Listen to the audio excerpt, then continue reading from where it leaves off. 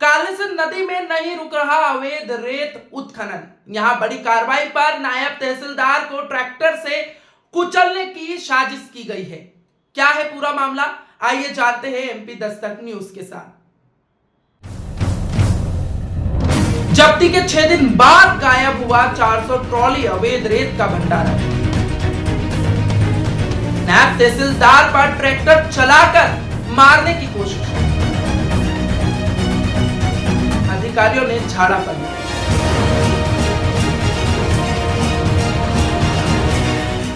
मामला सारंगपुर क्षेत्र के खजुरिया घाटा गांव का है, जहां रेत माफियाओं ने कालीसिंध नदी से काली बजरी रेत का बड़ा भंडारण कर लिया और 3000 रुपए ट्रॉली में पंचायतों में सप्लाई कर रहे थे।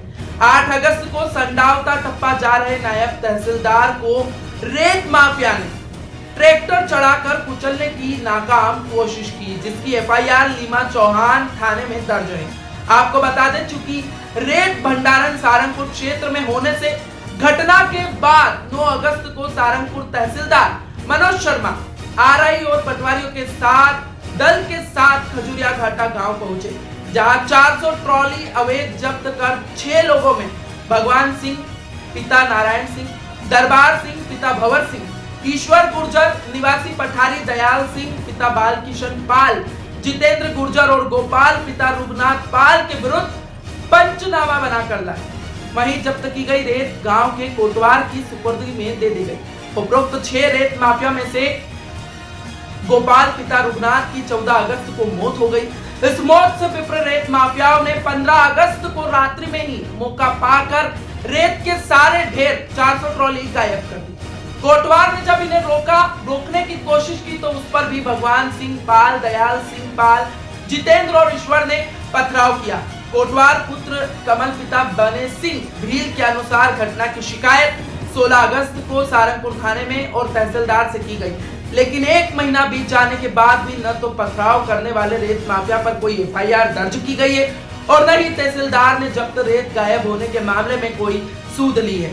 तहसीलदार मनोज शर्मा के अनुसार उन्होंने प्रतिवेदन तत्कालीन एसडीएम को ज्ञापन सौंप दिया था। मध्य प्रदेश की मोहन यादव सरकार जीरो टॉलरेंस की कार्रवाई कर मध्य प्रदेश में माफिया का राज खत्म कर रही है, लेकिन माफिया सरकार के ही अधिकारियों को गाड़ियों से कुचलकर मार देना चाहते हैं।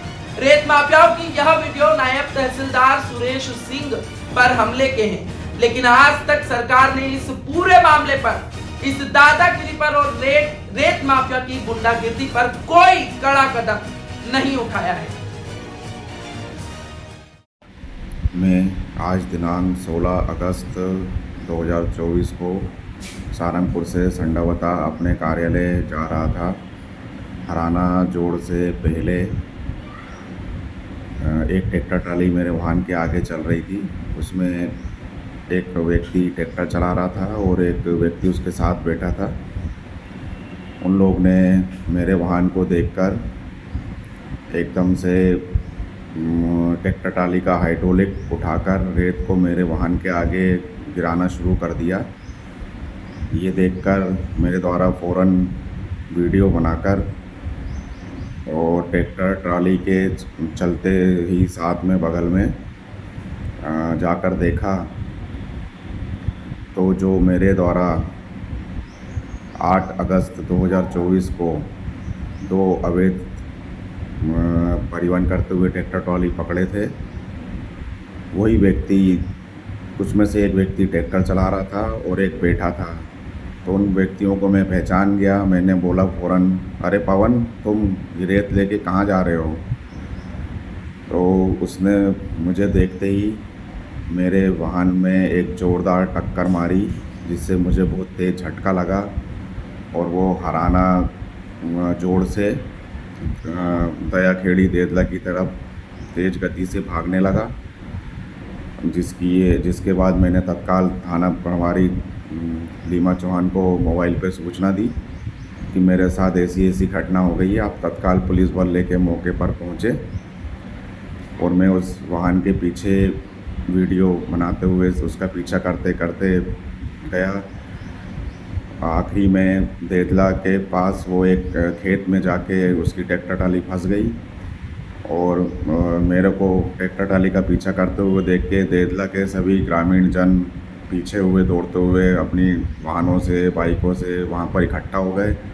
मुझसे कहने लगे सर क्या हो गया। तो मैंने उनको घटना बताई। इतने में वहाँ लीमा चौहान की पुलिस बल भी पहुँच गया और वो दोनों व्यक्ति वहाँ से फरार हो गए।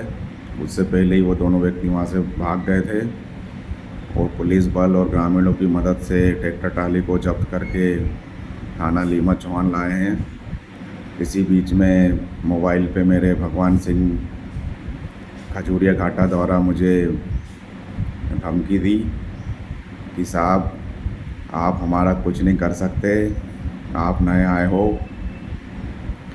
हम लोग यहाँ पे रेत का कारोबार कई सालों से खजूरिया घाटा में कर रहे हैं, जिसकी जानकारी सारंगपुर के एक एक व्यक्ति को है।